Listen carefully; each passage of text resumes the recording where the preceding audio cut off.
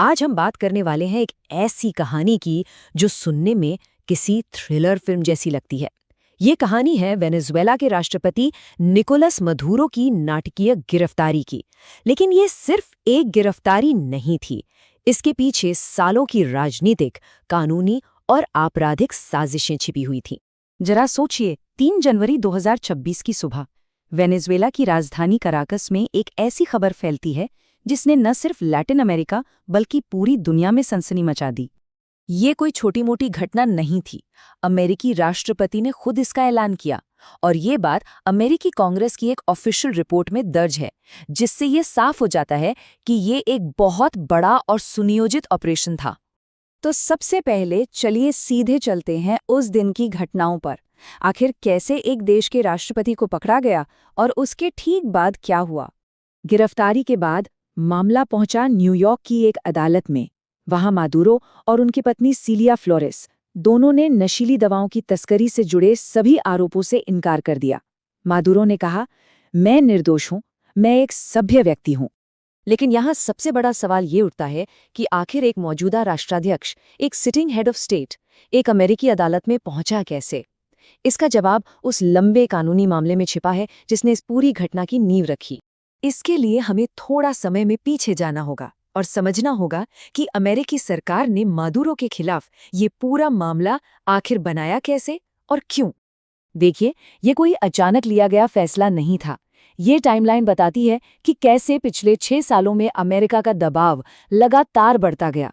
2020 में आरोप तय हुए, फिर इनाम की रकम $25 मिलियन और फिर उसे दोगुना करके रिकॉर्ड $50 मिलियन तक कर दिया गया।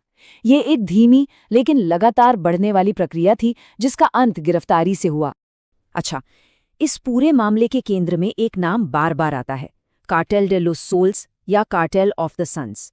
अब ये कोई फॉर्मल गैंग नहीं है, बल्कि ये नाम वेनेजुएला के टॉप मिलिट्री और राजनीतिक अधिकारियों के एक नेटवर्क के लिए इस्तेमाल होता है। इसका नाम जनरलों की वर्दी पर लगे सूरज के निशान से पड़ा।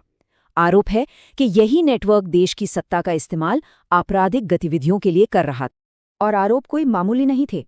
अमेरिकी न्याय विभाग के मुताबिक ये नेटवर्क सिर्फ ड्रग्स की तस्करी नहीं कर रहा था, बल्कि फार्क जैसे कोलंबियाई गुरिल्ला समूह के साथ मिलकर नार्को टेररिज्म की साजिश रच रहा था, उन्हें हथियार दे रहा था और पूरे देश को कोकीन की तस्करी का एक हब बना रहा था। और अमेरिकी सरकार का निशाना सिर्फ मदुरो नहीं थे। इस लिस्ट में देखिए, रक्षा मंत्री से लेकर संविधान सभा के अध्यक्ष तक कई बड़े नाम शामिल थे। कुछ पकड़े गए, कुछ ने सरेंडर कर दिया और कुछ आज भी फरार हैं। तो अब सवाल आता है कि अमेरिका का क्या कहना था? उन्होंने अपनी इस सख्त कार्रवाई को सही ठहराने के लिए क्या वजहें दी? चलिए अब अमेरिका के नजरिए को समझते हैं। देखिए, जो जानकारी हम देखने वाले हैं वो अमेरिकी कांग्रेस की ही एक रिसर्च सर्विस रिपोर्ट से ली गई है, तो ये अमेरिकी सरकार के आधिकारिक पक्ष को समझने में हमारी मदद करेगी। तो अमेरिका ने जो कारण बताए उनमें सबसे पहला और सबसे बड़ा था राष्ट्रीय सुरक्षा का। इस रिपोर्ट के मुताबिक प्रशासन का मानना था कि मादुरो और उनसे जुड़े जो ड्रग और आतंकी ग्रुप्स हैं वो सीधे सीधे अमेरिका की नेशनल सिक्योरिटी के लिए खतरा है। मामला इतना गंभीर था कि उन्होंने इसे वेनेजुएला के ड्रग कार्टेल्स के साथ एक तरह का सशस्त्र संघर्ष तक कह दिया। इसके बाद जो दूसरा बड़ा कारण बताया गया वो था माइग्रेशन का, यानी प्रवासन। और ये नंबर देखिए, करीब 80 लाख। ये कोई छोटा मोटा आंकड़ा नहीं है। मदुरो के शासन के दौरान लगभग 80 लाख लोगों ने वेनेजुएला छोड़ दिया। सोचिए, ये एक पूरी की पूरी पीढ़ी का पलायन है। लेकिन अमेरिका के लिए ये सिर्फ एक मानवीय संकट नहीं था। उनकी चिंता ये थी कि इस बड़े पैमाने पर पलायन के साथ ट्रेन दे आरागुआ जैसा एक बेहद खतरनाक गैंग भी दूसरे देशों में फैल रहा था, और अमेरिका ने तो इस गैंग को एक आतंकवादी संगठन का दर्जा दिया हुआ था।